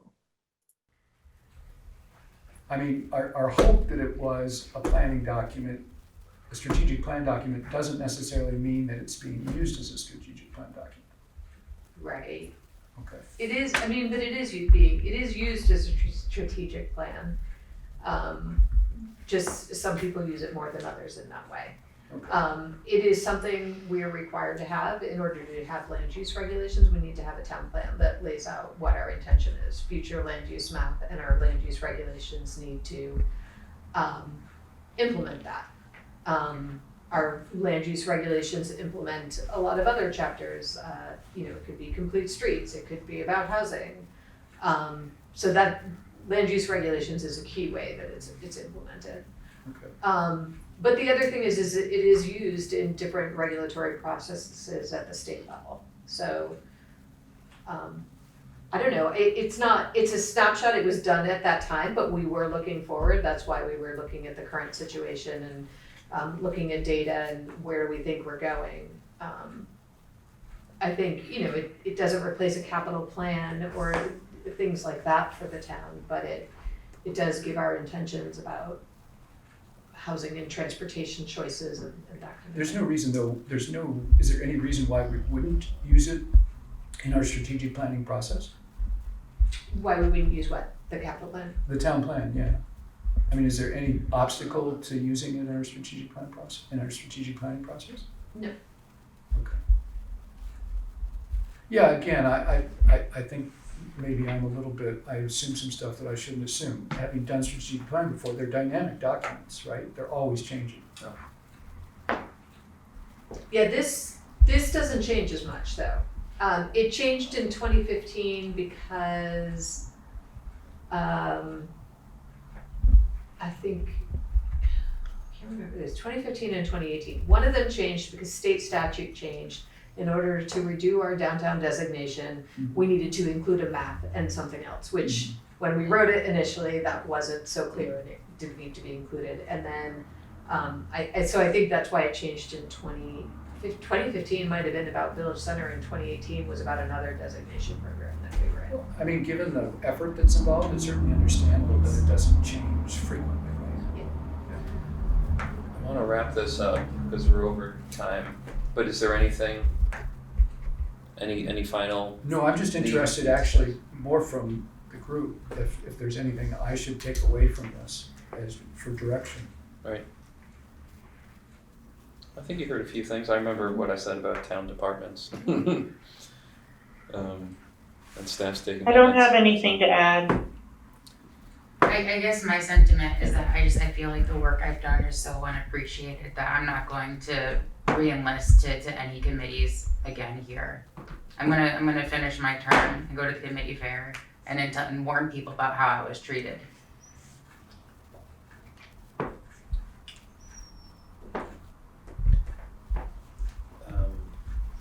You're saying specifically about us looking for input from the agricultural committee, and you're the one person on it. Is that? I mean, what that's you're just referring most to? recent sharing, but it's just like, just recently, while I've been on the agricultural committee, I've been like excluded from so again and again, they would like take me off the list, like I wasn't Right. even there when I was like Well, legally appointed. Yeah, for well, it. so regarding our purview, I mean, yeah, since there's not a quorum, I mean, it kind of makes sense not to, you know, survey the public, the agricultural body for their decisions, but you're absolutely welcome to bring up all topics agricultural, you know, later in the process as a member of, you know, a Brattleboro resident, so. I will make sure that you're copied on it, and I Okay. will make time to talk with you about, now, I'm not even gonna talk to Stephen about it, he just sent me the report that was just done. But I would be happy to spend time talking to you to get your input on the agricultural element of the town plan. Great. I hope you take them up on that. Okay, moving on to the next agenda item, bike parking standards. If y'all will recall, I think it was March 4th, we made a series of decisions regarding short-term bike parking, long-term bike parking, performance standards, site design, and distinguishing the urban center as having different treatment. So staff has drafted some regs and provided them to us, 10 pages. So I'll hand it over to them if they'd like to say anything or solicit feedback from us. No, I was surprised by the page count. Oh, I think It's it's, strike version. yeah, it'll be less than. it was just a fact. It didn't mean to be Oh, emphasized. I hadn't noticed Okay. that when working on this. It's like, did I really? But yeah, I think more than half of the length there is from strike changes. So Right. we will make this fit in the overall format if approved. So to keep it brief for time, we took the minutes of the meeting where those particular recommendations were made, Mhm. and we filtered those through the last track changes version of the bike parking regulations that we had brought, and tried to right size some of the recommendations in that with the particular recommendations that were made by the commission, and this is the result of that. The one thing I'll point to as well is that unless there is also further work on the automobile parking regulations that the commission assented to getting involved in doing that in, I believe, October. This would be duplicative with those, or maybe a better word is additive, yeah. With those, in effect, then this will add additional parking of some sort to what we have already for car parking. That's not necessarily a problem, just pointing to that. Can you remind me what we made a decision on car parking, didn't we? But without seeing language, it wasn't an official decision. I mean, there was an interest in having no minimums and having maximum parking. I think that was Right. the interest in, yeah, we just haven't been back to that, Okay. to see it. And of course, the land use regs haven't been amended, and the select board hasn't decided it. So, but that's the path we're on. Okay. Yeah, please don't perceive that as a slight or a come on, get to it. I needed a Just reminder, to be honest. Yeah. In advance of doing that, this would just add additional requirements to a site plan. Yeah. But also, if that other section were removed or revised, this sits outside of that. We've added it as 313J. So no longer trying to filter it through that particular parking table for car parking. Okay. I don't know if Lindsay, your comments specifically about this or your question, or it is. Go ahead then.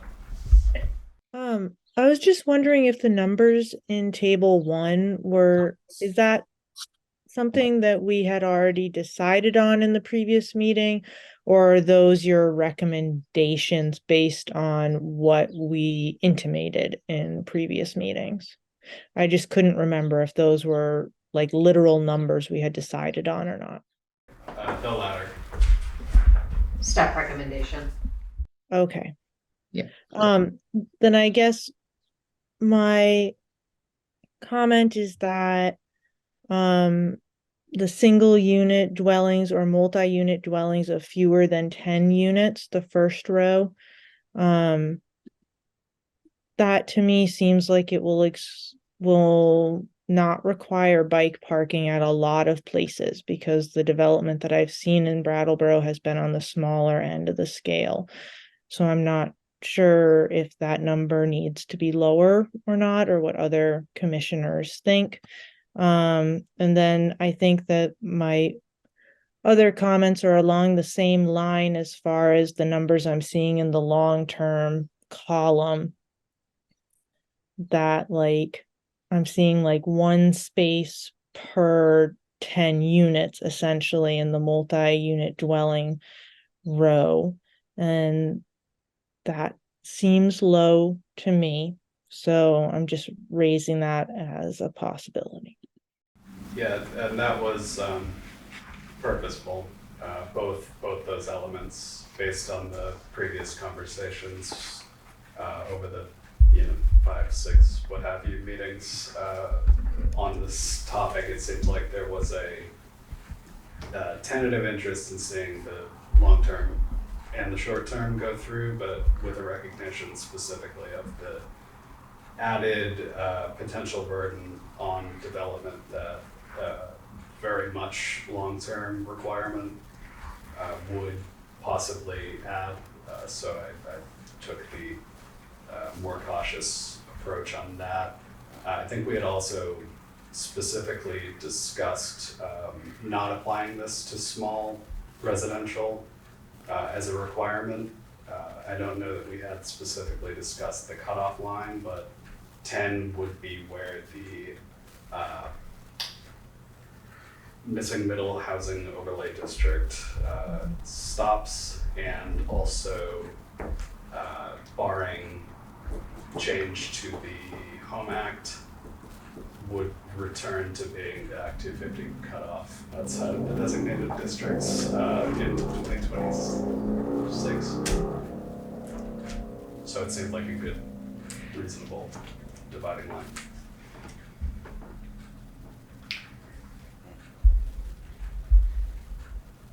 I'm gonna, yes, it's hard deciding what the perfect or even short of perfect numbers are. So I'm gonna hold off on that for a moment. I just have some questions. Influencing modal split, what does that mean? That's Jonathan's language. We can strike that if you don't like it. Well, what does it Modal mean? split is who's walking, who's driving, who's taking the bus. Like, how are you moving? I would say mode share if it was me writing it from scratch. So I'm happy to change that. Yeah. Okay. Just sometimes having like new terms that I've never seen in anything else in Brattleboro is maybe not helpful. I mean, so for on the first page, 2,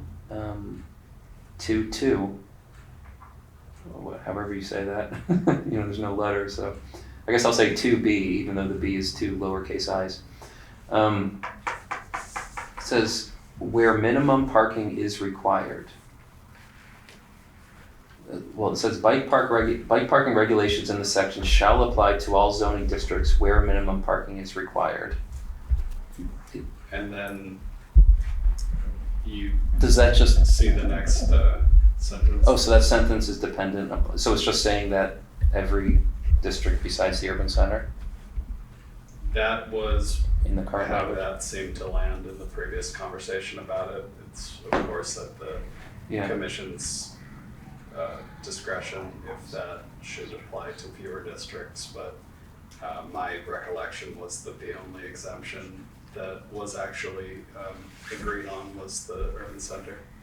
Okay. But wording it in that way allows for, I think, an easier insertion or deletion in the future if changes need to be made.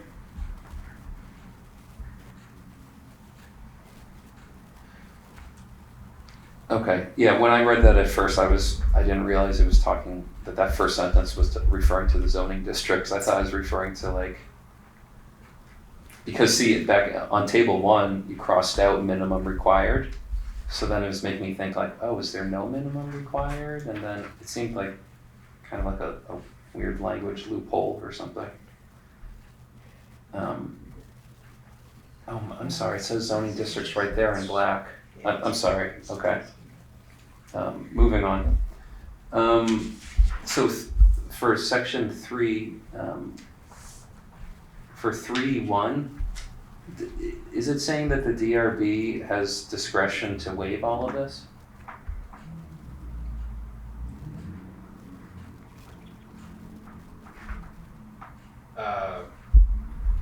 Well, yes, or make changes to it as part of the site plan review process. We do have language to that effect about car parking as well as other elements of site plan review. Okay. And bicycle parking.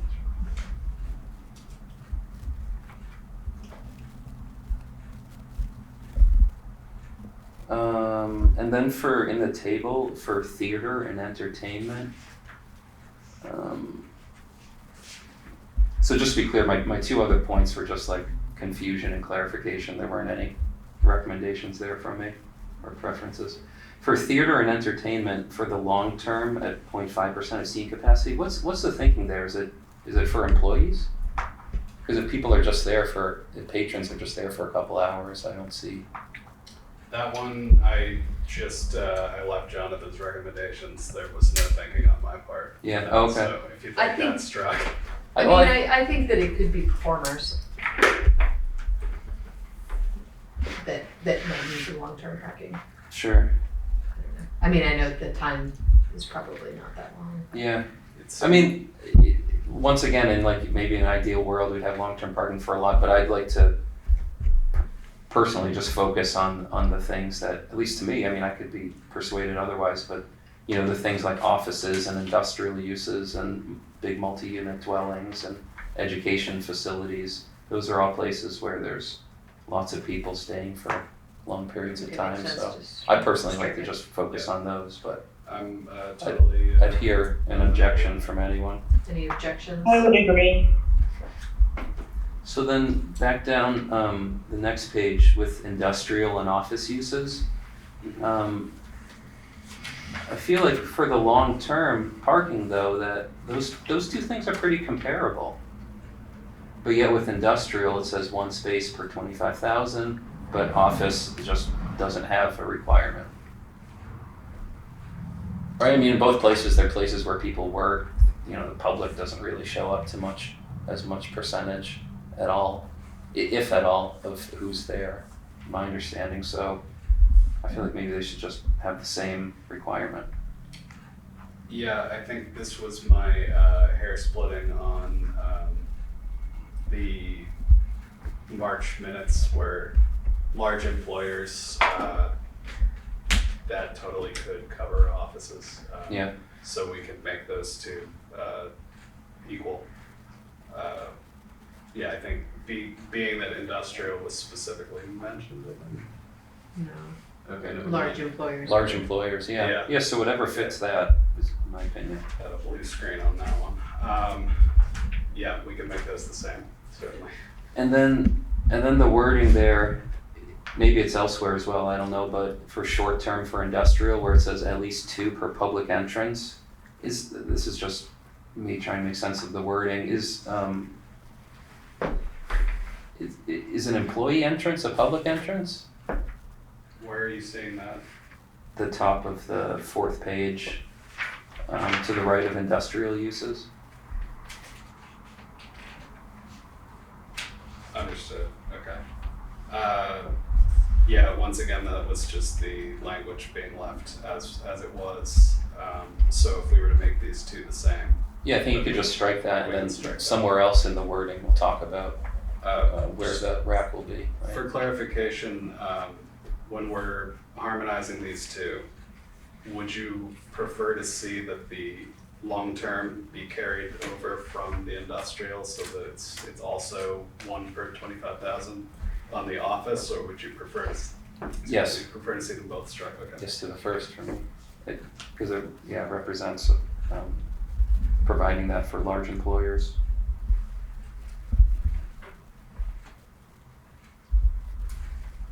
And then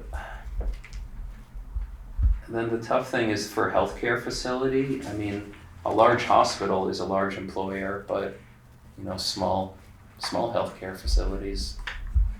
I don't know what is considered a healthcare facility at its minimum, but there's like the urologist's office, for example, right? There's 3 people in there. That wouldn't seem appropriate. Or in great need of long-term bike parking, but potentially BMH would, in my opinion. So I don't know, but do our land uses just fold all of that into one land use type? I Healthcare don't have facility? it in front of me, but Yeah. typically healthcare facility, I think is like the hospitals and, like the VA clinic probably falls under that. I think a lot of the doctor's offices fall under office. Oh, okay. Yeah, But we also- have a few different listed specific types of healthcare facility, well, not to use that word, other uses that are of a medical nature Yeah. that we list specifically, but would fall under office uses, I would say. We could make that clear with language. For the healthcare facilities specifically, I took a look at what the actual size of BMH is and went with 10,000 because that would, seems like BMH, their main parcel has about, I believe it was 70 to 80,000, somewhere in that range of floor space or floor print. I guess it would be actually greater than that given that there are more than one floor there. But in any case, going lower than the 10,000 would really start to rack up quickly. Whereas for most things that would fit into that category, they're probably not going to actually even have 10,000 square feet of space, and so it stays pretty low for them. I'm personally fine with how the short-term requirement is, and because it's in alignment with the industrial and the office, but the long-term is the thing that gives me a little. Then I think that should be harmonized too, with the industrial and office, because it is a large employer, right? Or that's my thinking. It's one of the largest employers. Yeah. So the 25,000 from the other two? Yeah, I think so. I think that makes sense. I'm almost done. I see Dan's hand up, but I think I'll just finish. Well, actually, maybe these are bigger points. No, I'll switch over to Dan. Yeah, Dan, you're up. Okay.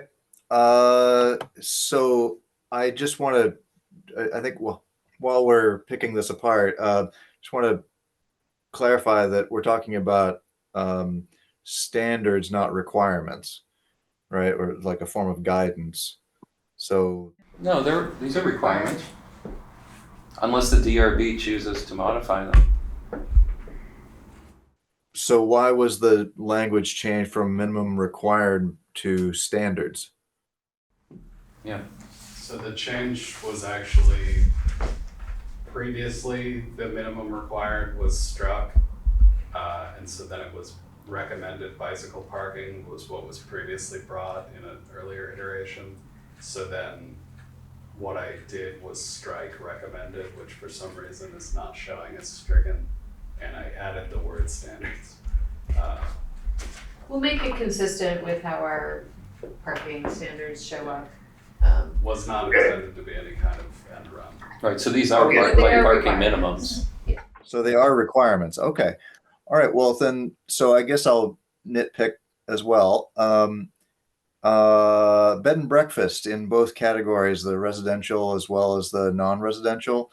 I guess the intent for it being, you've struck it out of the residential section, correct? Yeah, that is just having removed it from that section because that's not how we classify that use. Okay. Whereas that was in that category from Jonathan's proposal. So it moved down to commercial because we treat it as a lodging use. Yeah, actually, could I just point out one thing? You've said that before. So this format was Jonathan's proposal, which we have edited. Is that Yes. correct? Yes, it was Okay. Jonathan's proposal, which was then track changed by us, and then that was discussed, and then this is an edit off of those edits.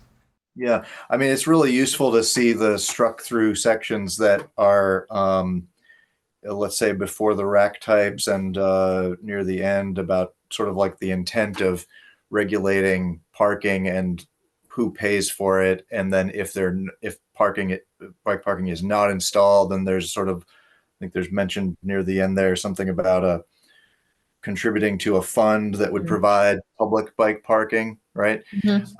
Yeah. So I guess what we're looking at, if these are requirements,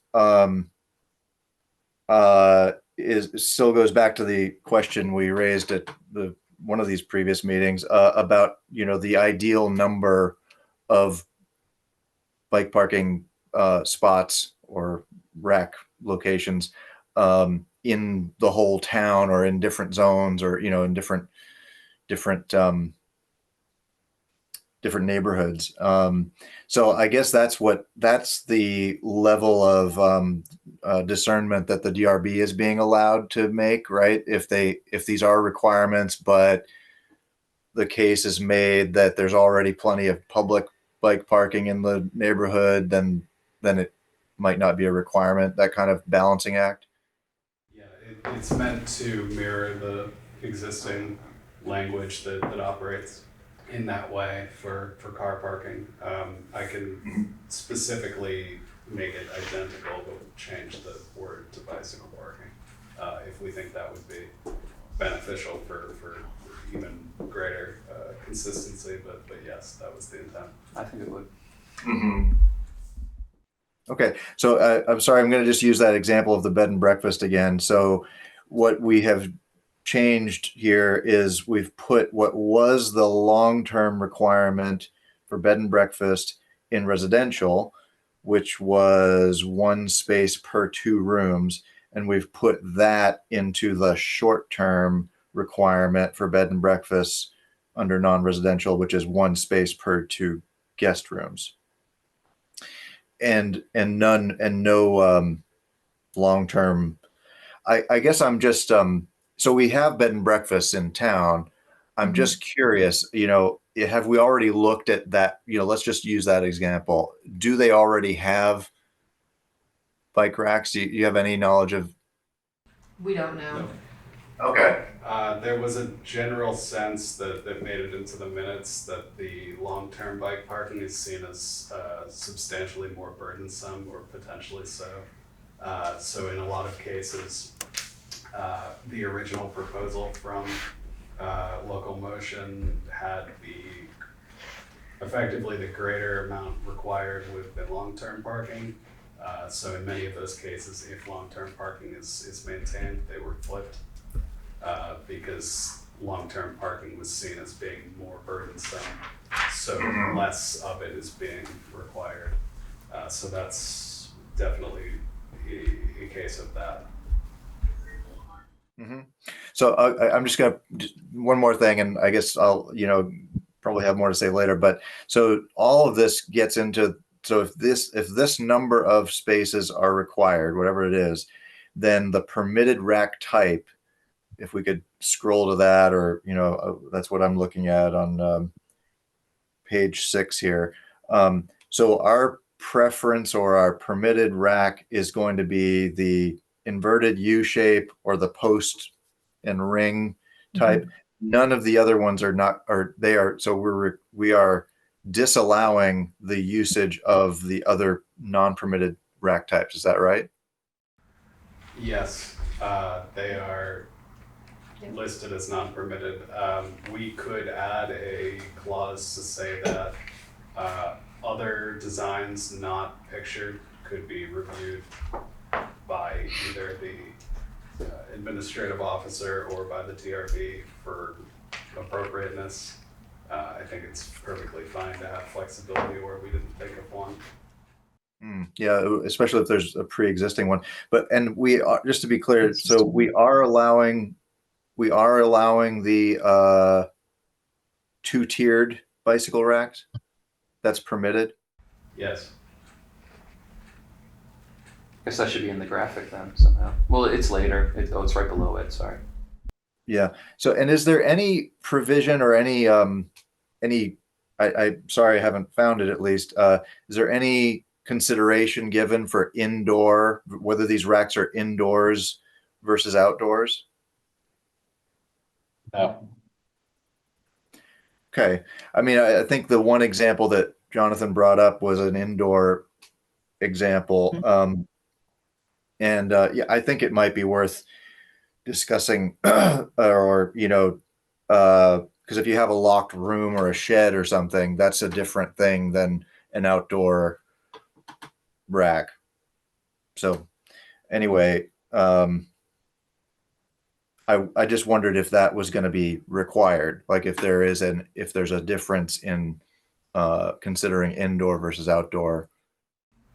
I think with indoor bike storage, I should reread that, but I think the assumption is locked room would be fine. You don't need a bike rack if it's in a locked room, but we could take another look at that. Mm-hmm. Yeah, and I've never seen it done indoors in at least the two here. Maybe, But definitely but certainly the two-tiered ones inside. And actually, just as I say that, I think I'm remembering that Brian sent us a picture from the Netherlands that actually had a bunch of these stable-shaped racks. So never mind. But I don't think that people would usually assume to do it that way without being told specifically to do it. So as long as we just mention that you can have a secured storage area without racks, then I think that covers all the bases. Mm-hmm.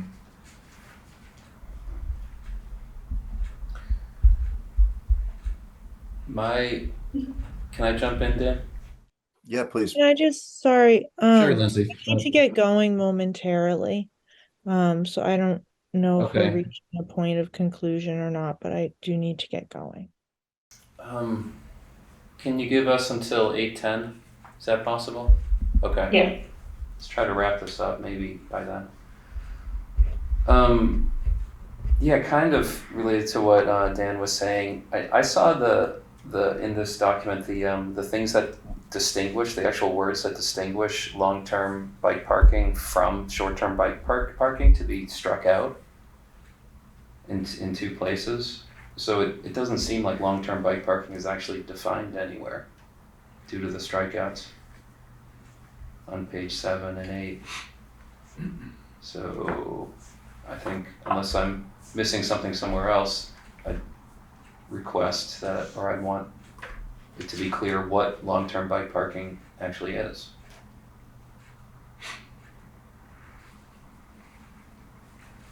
Does that make sense to people?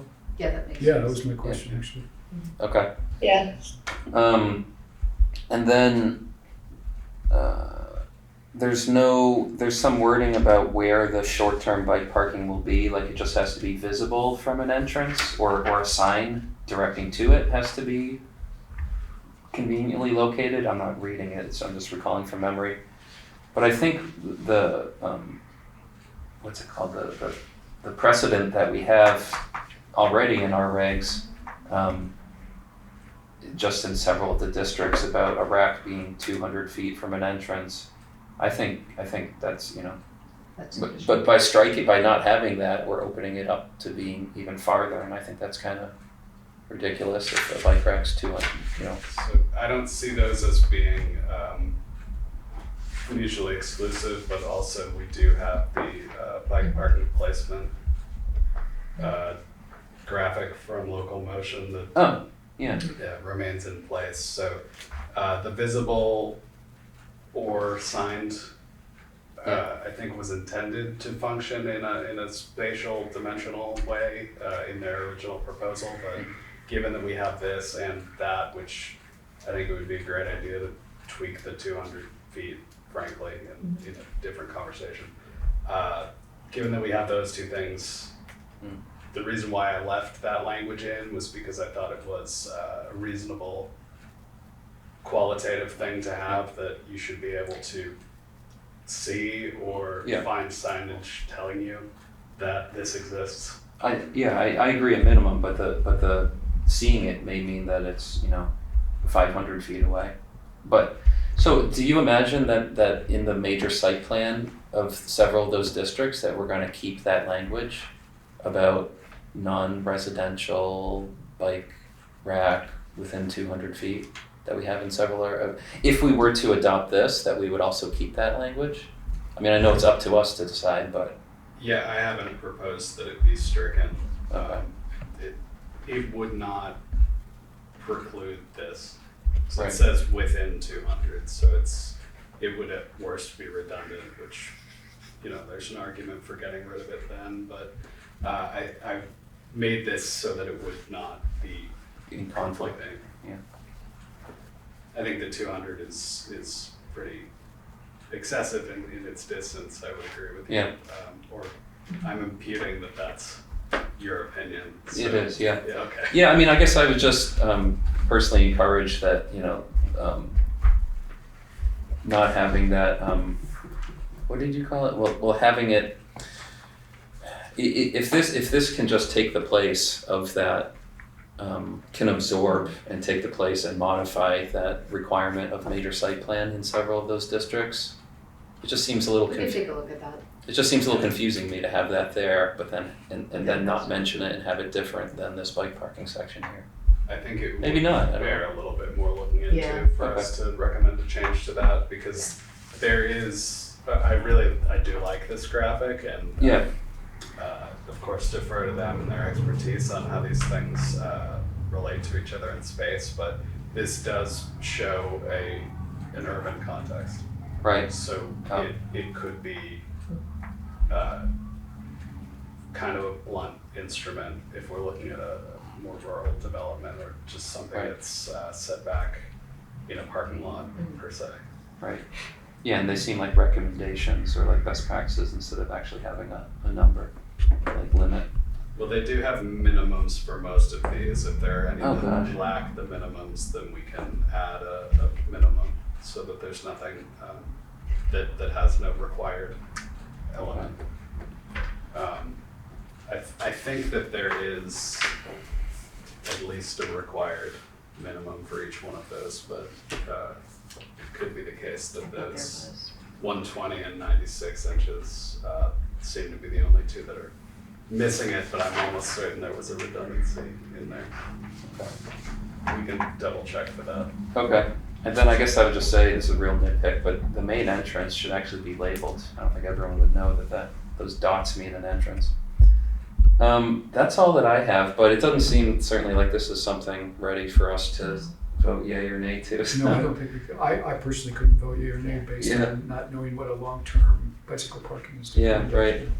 So I think we'll bring it back and you won't see a strikeout version because I Yeah. think that adds confusion, so. And Yeah, then on that, I honestly, I think that 5.3b and the 3 underneath that, which actually should be 5.3a, I think that is meant to show not stricken. So Right. again, apologies Yeah. for the confusion there. And then if we're retaining, even if down the line we get rid of minimum automobile parking, we're going to keep that table in its format for maximums. So I'd like to see, this look like that instead of Jonathan's, right? Okay.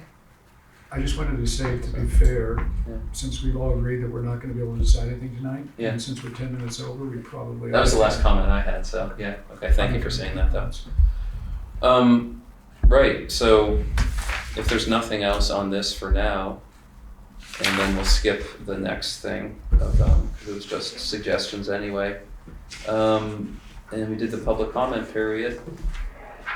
then I'll take a motion to adjourn. Move to adjourn. John moved. Second. Okay, and all those in favor, please raise your hand. Yep, great. Thanks, everybody. Thanks for staying over a bit. Thanks, have a Good good night.